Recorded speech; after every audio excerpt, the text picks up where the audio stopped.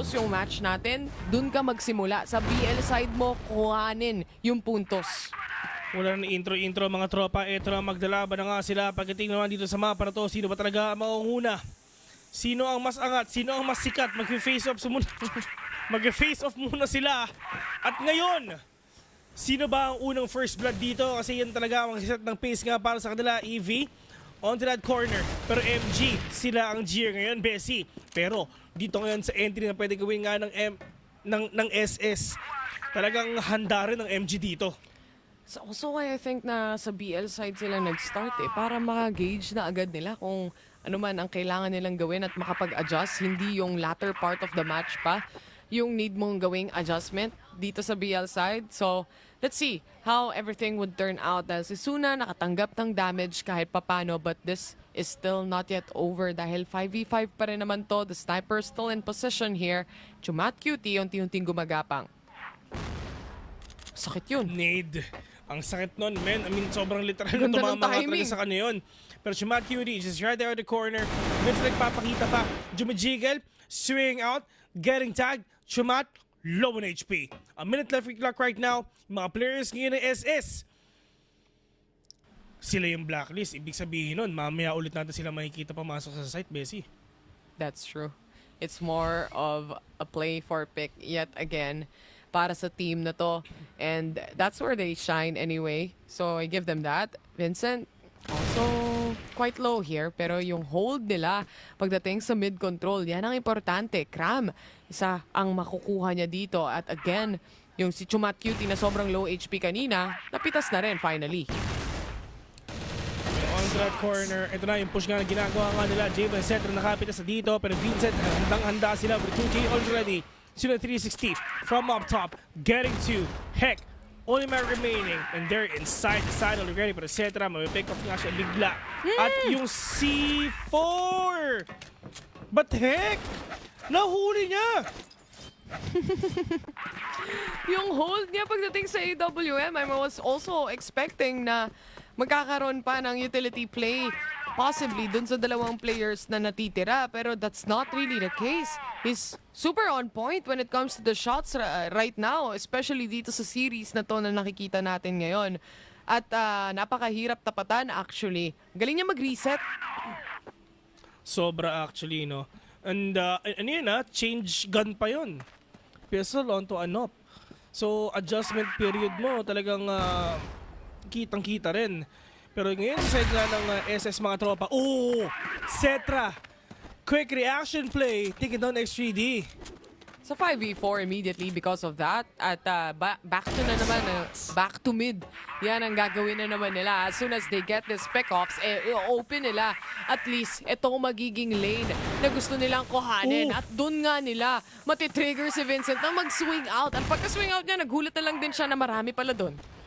Oh no, wala silang idea na meron palang tao nga lumalason para sa kanila. Pero Cetra pa makakuha. Tatlo na nakukuha na dito sa round ito. Pero Krama, mawawala din siya. 1-1. 50-50, Bessie. 50-50 indeed. But I like the spacing na nakuha ng Sunday Shrooms doon. Lahat ng aim duel nila na 1v1 na ipanalo nila.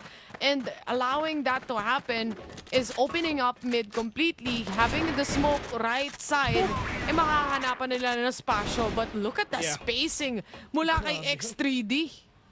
Pero they're gonna push already together with SS as well. Pero X3D, magagawa ba rin niya? Pero nice reset by X3D. Talagang sa harapan ng kalaban niya. Head catching one again. 5 versus 2. Suna and J-Bice ang natitira nga dito sa game nila. Pero X3D, despite of him na being low, ilan ba yung nakuha niya? Dalawa. Value kung value yung nahanap nila dun sa round na yun, no? And this makes the last two remaining players think about ano yung next steps na gagawin natin dito. Kailangan nating ma-isolate yung fights. Pero paano natin i-isolate? Nasa GR side sila na nag-aantay lang kung kailan tayo papasok. And you see the C4 also roaming around towards mid. Magkahiwalay din sila dito. So there's not really a trade-off that could happen. Yeah, I mean, if ever talaga meron kang mapitas dito, men, ikaw na lang din yan. At bahala ka na kung paano mo susolusyonan yan. Apat pa ang katapat mo, J-Bice. So medyo mahirap nga to. Flash onto these players. Pop flash not gonna catch anyone. Pero at least si J-Bice, puno pa rin naman yung HP niya. Pero yung position ni X3D, mahuhuli siya agad ni J-Bice. Pero this is gonna be a big problem for him. Super big problem indeed.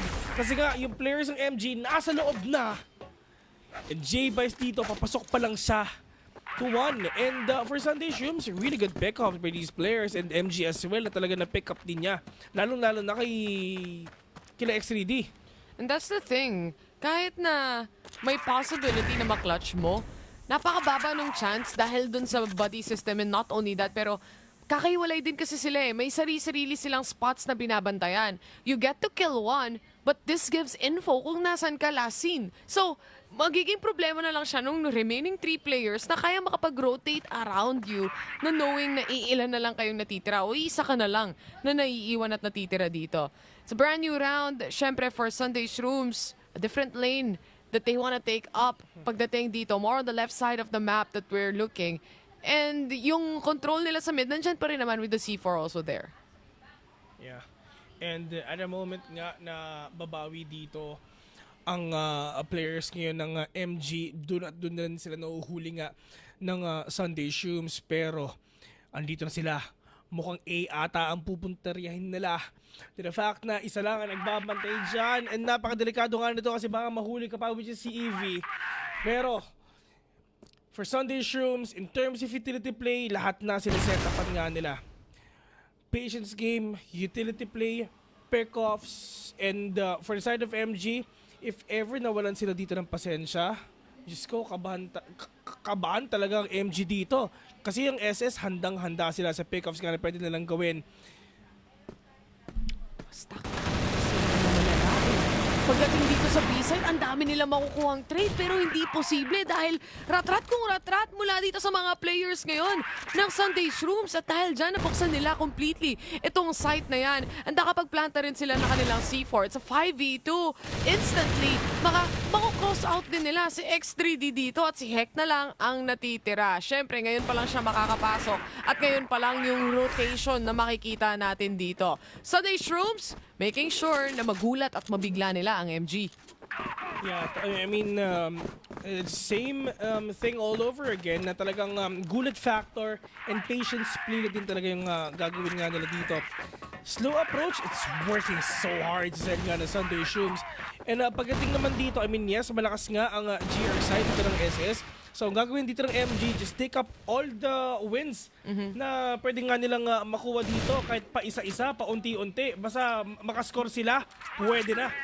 Yun kasi madalas yung nag-workout pagdating sa mapa na to, no? Yung setup and then bigla ang push, especially kung makukuha mo talaga yung shots and yung angle. And kumbaga, with a little bit of a luck, di ba? Onting luck, onting swerte, you might be able to get some multi-kills coming in dun sa loob ng site. And this allows at least na mapigilan yung magiging insta-rotation mula dito sa Motomac Gaming sa take o magiging retake nila. Oh, in terms of angles, all angles are covered.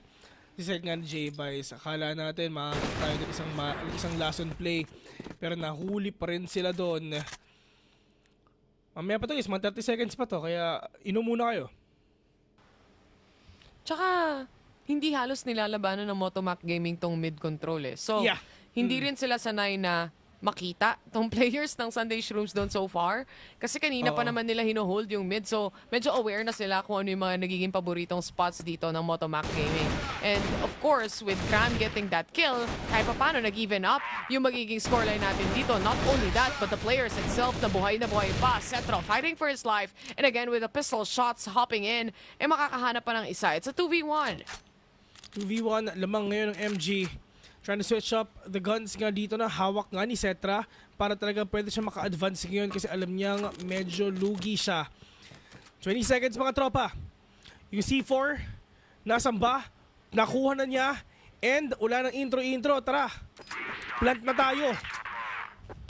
Pero, on the side naman ngayon nga ng SS, winnable pa si Heck nagpakita at Cetra with a clutch master will get to 3-2 na ang score natin ngayon. Gusto sana nilang kuhanin into like a trade-off. Pero we all know how the angles work here. especially dito sa mapa na to. At malulugi ka talaga kapag nakapag-set up at nakahanap ng first pick off yung isa kasi ang dami mong pwedeng taguan. Compared sa'yo na kailangan mo pumasok at alam na ang pwestuhan mo very much in the open. A good round coming in from Sunday Shrooms and ito exactly yung kailangan nila especially sa BL side. Yeah. And onto that corner, medyo, sa totoo lang, Bessie, yung position ngayon ng SS, medyo malalim na to, If ever binilisan ng Sunday Shrooms, so ito yung pinakamabilis na so far. Pero in terms naman ngayon sa rotation ngayon ng MG, lahat sila nakasplit lang. Meron nagbabantay dito nga sa may likuran lang ng site sa MG, si Evie, which is kanina sobrang nag-perform nga talaga. Pero si Vincent, tinatry niya na isahan yung mga kalaban niya. Nagpupush na siya. Siya yung alay kumbaga. Pero the amount of value na bibigay talaga niya, at least nag-pay off na. Kasi with that 1 kill already, pwede na yun. Exactly. I mean, he even gets 2 para sa round na to. Even 3 pagdating sa round na to at X3D. At least nakuha niya yung isa. Making Suna the last remaining player. Hawak niya naman yung C4 kahit papano. Pero itong catches mula sa side ng MG, napakahirap tapatan actually. Kasi kung tutuusin, they did enough damage. Nakita nila si Heck. But that also gives info towards Vincent na, okay, it's time for me to swing out. It's my time to hold mid-control, lalo na gusto nilang habulin at patayin si Heck dito. And it paid off. Yeah. And sabi naman ngayon ng SS, iba-ibahin namin approach namin sa inyo. Talagang ipupush namin kayo mga tropa. Talagang si Chumat Cute na kaisa na. Set as well with a 2K. Pero heck, oh no, hindi sila nagkakatamaan dalawa. And Cram na lang ang natitira. 1 versus 4 SS. Ito na ata yung sinasabi natin, mga chess battle talaga ang galawan. Tatlo pa ang katapat niya. Cram na kaisa na. 1v4 to kanina pero mabawi na ata siya. Pagkaswing niya, kalipat kanan may kalaban siya. SS naman na makakakuha. Masyado maraming coverage, ika nga. Wala pa tayo actually nakikitang matitinding choke point holds na hinahawakan dito ng Motomac Gaming kung tutuusin. Parang time and time again nakakahanap ng clearance yung Sunday Shrooms dito sa mga rounds nila, honestly. And it's been working out. It might be 4-3, but you know how difficult it is to be in the BL side. Cram, a little bit of a damage. Nade, pagdating sa kanya, hindi na siya tatamaan pa. Pero na-damage niya pa rin. Si Chumat Cutie rin dito. Pero, itong advantage na meron dito ang MG, tignan natin kung talaga mapapalaki pa nila. Pero look at Heck again. Pangalawa na to, boss. With that nade. Yung precision nila with the utility super on point. X3D catching 1, 3v2. Cetra is low. J-Bice, nowhere to be found. Well, ang play lang naman talaga is talaga maghahanap na siya ng mga fish dito or mga pick-offs if ever talaga makakakuha nga siya. Pero, pagdating sa MG, handang-handa sila sa entry dito na gagawin nga ng SS. 2-1 split, kumbaga. It's all up to 1 na nagbabantay sa kabila at ang laman lang ng A, it's actually EV and X3D. And usually nakikita natin Motomac Gaming sa outskirts sila nung mismong site. Nabangan nila someplace else. But this time, they finally have someone playing there inside. At si Cram yun na makikita nga si Cetra. A good punish pagdating sa kanila. Now down to a 3v1. Jibais, kailangan niya makahanap ng space dito ngayon. Alam na kung saan siya nakapwesto. The nade coming in. Pero again, Cram is just playing around para makarest back si X3D kahit papano. It's a good bait and switch that they're playing around with. It's now a 3v1 literal sa loob ng site. How will he play the angles kung nasa up top sila nung servers na yon? Yeah. I mean, sobrang sayang kasi pagka-talon niya, biglang isang kalaban yung humarap sa kanya. 4-4 already is last. Is the last round na ng ating first half. So, sino dito ang lalamang at alam ng MG yan na problema, malaking problema ang GR side nga ng Sunday Shrooms dito. Pero look at Heck. We'll catch one, putting it on 5 versus 3 right now. Wala pang bawas dito ang MG kahit piso. At mukhang makukuha ata nila. Uy, harap-harapan hindi tumama si Heck. Harap-harapan kinuha ni Cetra pero Vincent, men, shinotgun na lang sa mukha si Suna. I mean, close encounter kind of scenario rin naman tong mapa na to. So I think that would also work out. Parang ilan pa lang, pangalawang beses pa lang ata natin nakita may naka-shotgun pagdating dito sa match natin sa CFS PH Masters. Pero ito na, entry towards the site. Nakakaramdam na mga players dito ng Motomac Gaming. Kid from Tondo, nakahanap ng isa. And still, the space, nandun na. Pero the C4, spawn pa. Oo nga, medyo malayo pa. Naiiwan nila, Bessie. Pero medyo matagal pa naman yung oras, so talagang pwede nga nila makuha. Oo nga pero sayang yung space, no? Sayang nga yung space. Kumbaga ngayon, Kailangan back ulit to nila zero. mag-clear. Oo. Back to zero sila ngayon. This is gonna be a difficult take towards the side. They have to make sure na i-clear ulit nila yung mga angles na na-clear na nila kanina. I think the good part about this is wala masyadong movements coming in from Motomac Gaming. So hindi ganoon magiging kahirap yung clearance na hinahanap nila. Pero ito na, aware na si Cram. Nasa harapan niya na. Cetra still winning that duel. When it comes to the pistol, maaasahan mo talaga si Cetra dito. Yeah. Pero mula sa likod, that's Evie to punish him. Really good follow-up play na ginagawa dito ng MG na even though na natag yung isa, mabilis yung follow-up potential talagang pinapakita nga nila ngayon. But right now, on the side ngayon ng MG, mga tropa, ito na yung oras na bumawi ang Sunday's Room sa mapa na to. Messi, halos same score. Pero, Dikit na dikit. Dikit na dikit, ha? Pero ngayon, di natin malalaman kung mag-game 3 tayo mamaya. Kasi for sure, gustong-gusto mo yan. Oo naman, syempre. Para sagad-sagaran, ika nga, yung mga laro ng mga teams natin and makita natin kung sino talaga ang pinakamagaling dito. Evie, nahanap na nga si Suna and this opens up a little bit more of a space para sa side ng Motomac Gaming. They still have that mid-control as well but A-site, makikita mo, nagro-rotate na rin yung ibang mga players dito ng Sunday Shrooms. Good pick-offs by MG ngayon. I mean, tignan natin. Baka yung gagawin ng MG dito is tulad yung ginagawa nga nila. SS naman na mawawala ng pasensya. Tulad nan, medyo lumalalim na yung isa. Lalim na naman, ni Kid from Tondo. Si Tropa talaga mahilig mag-lurk at huling-huli siya ni Cram. Si Cram kasi napakasipag niya sa pagbabantay ng anti-flank simula kanina pa eh. Sa Angkara, oo, tama. Andun lang siya sa gitna. Actually, minsan nga naka-om siya eh. Pero nagpalit siya ng baril eh. Actually, minsan nga dalawa pa katapat niya pero siya yung nananalo eh. 5 versus 2 already. Chimat Curie and J-Bass ang natitira nga dito nga sa side nga ng Sunday Shoes. Pero with this push na ginagawa ng MG, ma-overwhelm dito ang SS. 3v1, Chimat Curie will fall down 6-4. Gandang pagbabantay, especially dun sa mga lurk nila, really not allowing Sunday Shrooms to have that deep of a space na kaya nilang kontrolin yung magiging pacing dito. And I think dahil din naman sa panonood din nila ng mga VODs, no, I'm pretty sure na makikita at mapapansin mo. Kung tayo nga napapansin natin si Kid from Tondo mahilig mag-lurk, paano pa kaya sila nakalaban mismo nila? Oo. And on the side ngayon ng SS, hindi pa rin natin nakikita kung gaano kasolid yung depensa nila. Pero ngayon, Bessie, tignan mo, umaabante sila. Nag-a-advance sila. Medyo malalim yung tick ngayon ng SS, ha? And if ever na mahuhuli nga nilang MG dito, sobrang delikado. And ngayon mga tropa, sama-sama lang yung dalawa sa side nga dito ng MG. Yung push nila, nandiyan na. XC, di makakakuha pero meron pang isa. Hinahanap nila. Nasaan ba?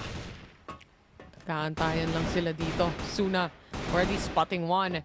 At syempre, info pa rin yan para sa side ng Motomac Gaming. A little bit of a push and pull, ika nga. Dahil kung titignan mo yung minimap natin, may space din sila pagdating sa A-site, no? So, maybe they recover mid-control here, smoke a little bit of an angle para at least madaanan at makapasok sila. But again, para sa Sunday Shrooms, tamang tiis-pogi lang moments to para sa kanila. Yun na nga, yung cross, walang crossfire na nakaset dyan. Isa lang ang kailangan nilang tapatan at si J-Bice yun. Towards the side though, Cetra is ready there para i-punish sila. And X3D, hinahanting na. Quick scope sa mukha at Heck to fall down. Now left alone is Cram at mission failed na nga dahil si Cetra, pistol na naman. Ito yung sinasabi nga natin no, na once na uminit nga dito ang Sunday Shrooms, talagang they know how to react dito sa play na ginagawa nga ng MG.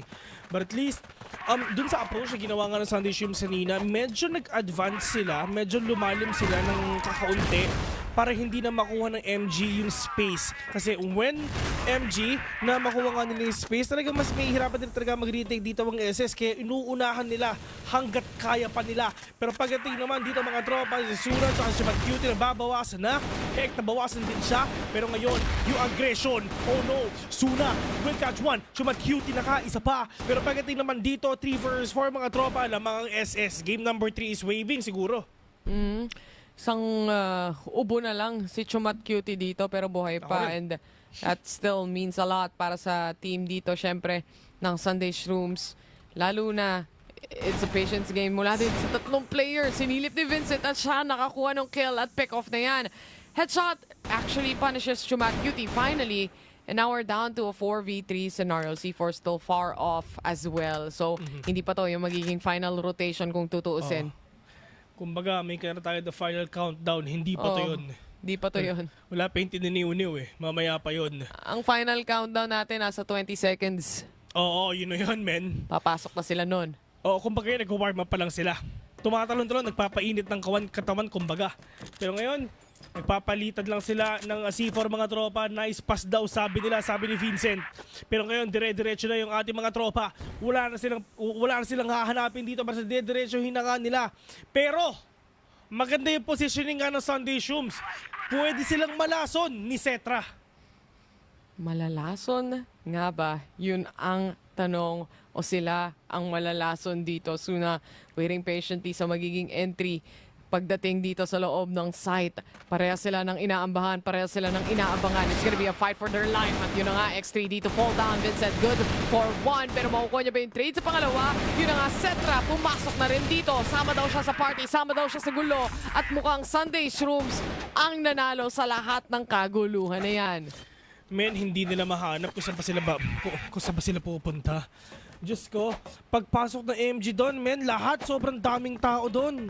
Hindi niya alam kung saan siya haharap. Pati siya litong-lito. Grabe. Dalawang sniper na ang nakaabang para sa side ng Sunday Shrooms dito, ha. At parang game 3 is waving talaga, ika nga. And knowing as well how difficult it is here on the Blacklist side. Heck, pushing forward, leading the charge pagdating sa take nila. Pero at the same time, it's more of this mid-fight. Ano ba yung nangyayari? Sino ba yung maglulurk? Sino ba yung makakahuli? It's more of that storyline until the point na mapunta tayo sa loob ng site na sino nga ba talaga sa kanila yung unang mamamatay? Yeah.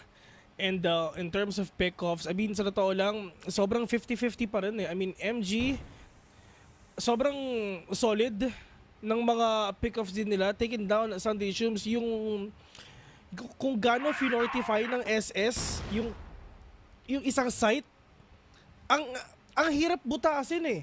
Kahit i-utility play mo eh. Ang gulo pa lang eh. Kuhang-kuha nila eh. Pop flash onto these players. May follow-up ba? Wala. Sobrang dry nun. Pero pa ngayon, pagdating naman sa MG, pagkasingin niya, heck, nahuli na nga siya. Pero si Kid from Tondo kasi, kumbaga siya yung panggulo eh. Yung apat, nasa site na, pero si Kid from Tondo, naghahanap pa. At kung wala si Kid from Tondo, hindi makakakuha ng magandang pwesto din ng Sunday Shrooms, kahit lagi siya nanguhuli din. Nagkaubusan ng ganun lang. And ito, yung dala ng mapa na to, again, if you have a good setup, if you have a good crossfire, kahit sinong gustong dumaan, agad-agad mo mapapunish kasi may players ka, left and right, ika nga.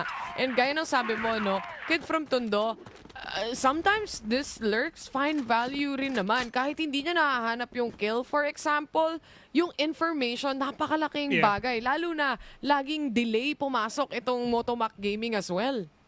Pero ngayon mukhang iibahin ata yung approach nila. Dire-diretso sila mga tropa. Pero nakita ng Kid from Tondo. Men, pumapasok daw sila. Narinindig nga nila. Pero Vincent, kamunti ka na. Jebas nakapitas pa ng isa. Hindi ng isa, kundi dalawa pa. Punti ko na 3 vs 3 right now.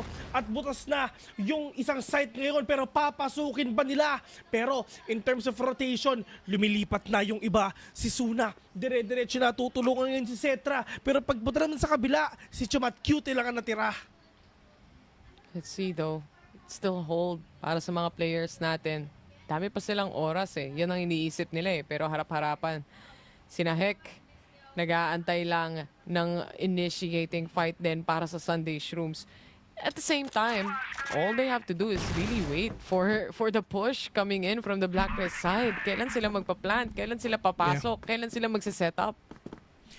Patience play it is, no? I mean, alam naman natin, pag may tiyaga, may nilaga. Masarap ang nilaga mamaya pagkakain ako, pero feeling ko, mamaya na nga talaga. Pero pagdating naman dito, 2 vs 2 already. Kram catching 1, Chumat Cutie, the only man remaining, pero nasa kabila pa nga siya. Pero in terms of clutch potential, kitang-kita natin talagang nasa taas siya. Pero magagawa ba niya? Kanina, na-interview natin si Chumat Cutie, yung isa sumilip, XCD. Magkakapatayan ba? Wallbang, tatama. But Kram with a big follow-up will take down Chumat Cutie right now. 7-7. Pantay na pantay ang labanan. Di ka pa rin sure kung maging game 3 talaga to o dito magtatapos dahil ang ganda rin ng mga adjustments coming in from Motomac Gaming right here. They're able to at least really patiently wait and at the same time, good recovery mula dito kay Kram na isa sa mga experienced players na meron sila. But the problem is, dalawa na ang napitas ngayon ng Sunday Shrooms mula sa isang sniper at mula kay Suna. This is gonna be a good opening for Sunday Shrooms for them to do a big comeback dito, you know. I mean, they know it already. But for MG, sa tingin mo, no, talagang like what you've said kanina, kinuha talaga nila itong side na to. Para nga talaga makabawi na nga sila. I mean yung GR side kanina. Pero ngayon, nasa BL nga, talagang, like what I said, hindi pa rin nila nag-gauge though. So kumbaga, everything na nangyayari dito kayo sa MG and SS is new to them. And dito pala nagsistart yung adjustment phase kumbaga. Let's see the adjustments though. Vincent, aware siya na may tao pagdating sa labas nito. He's clearing out corners, unti-unting gumagapang, unti-unting nagsiscale up kahit papano. At si Chumat Cutie ang posible niyang makita kung sakasakali man. He did a wonderful job clearing out this headshot angle a while ago. But no one's really waiting there aside from X3D na mapipitas na ngayon. At si Chumat Cutie, siya ngayon ang mananalo pagdating sa duelo na to. Kanina pa nila inaabahan tong window na to eh. Oo, and ilang beses na nga rin talaga silang nababawian dyan. Pero look at that dirty shot on Chumat Cutie. Taking one down, 1 vs 5. Halos wala pang bawas sa mga kalaban nila. But Chumat Cutie with a 3. Into this round, 7-8 already. Sunday Shrooms, 1 more point for that match point mga tol. And for MG mga pare, talagang hindi ko alam kung makakuha nila to. Pero for SS, kung i-game 3 nyo, talagang i-push nyo na. Kasi yung in terms of nades, men, SS, yung tatlo, tamang-tama na. Medyo malaki pa rin naman yung buhay kung tutuusin.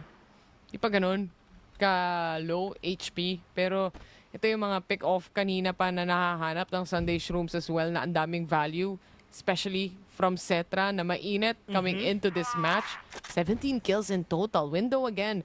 Big contention point mula sa side ng MG. Kanina hindi nila na ipanalo. Especially now without a sniper na dagdagan pa ng kailangang isipin or i-clear itong mga players ng MG ngayon. Oh, dahil sa flash Pati already. ako napaiwas. Pati rin ako eh. Pero yun nga lang, look at Sula G60. Chumat Cutie bumawi pa. MG, 2 vs 5. Chumat Cutie is low. Kinda low actually. Pero in terms of utility play, man, Sunday Shrooms is on a roll tonight. I mean, matinding performance to. Nagkita na sila doon lang sa may bintana. Maniligaw na naman sila. Kasi kanina, nabusted sila tropa. Kram, look at that swing. J-Bar is getting that kill. SS, 1 more point for that game number 3. Confident swing because they know exactly where the players of MG would be anyway. Kaya naman makukuha na nila yung match point dito. And again, that's what I said. Like, you would want to have the BL side first kasi gusto mo na hindi ganun kahirap yung magiging adjustments mo coming into this map. And now that we're looking at that kind of results coming in from SS, at least susubukan din ng MG na mag-adjust pagdating dyan. Kaso nga lang dalawa yung nawala sa kanila. They're really confident in taking up the fights right now, no? I mean, of course, it is the last round. Might as well na i-push nila yung mga kalaban nyo. I mean, yun yung ganun na Sunday Shrooms eh, no? Sa last round, dun sila naging aggressive. Heck and Vincent ang natitira nga para sa kanila, pero Kid from Tondo, kaya pa ba niyang kunin to? Wala siyang idea sa mga kalaban nga niya, pero na-plant na yung C4 ngayon. Pero on to that corners, Kid from Tondo, only mark remaining, will catch one! Game number 3 mga tropa! Kita-kits tayo. What a clutch coming in from from Tondo here, knowing as well na low HP sobra yung isa. Plus, you have another player who's also a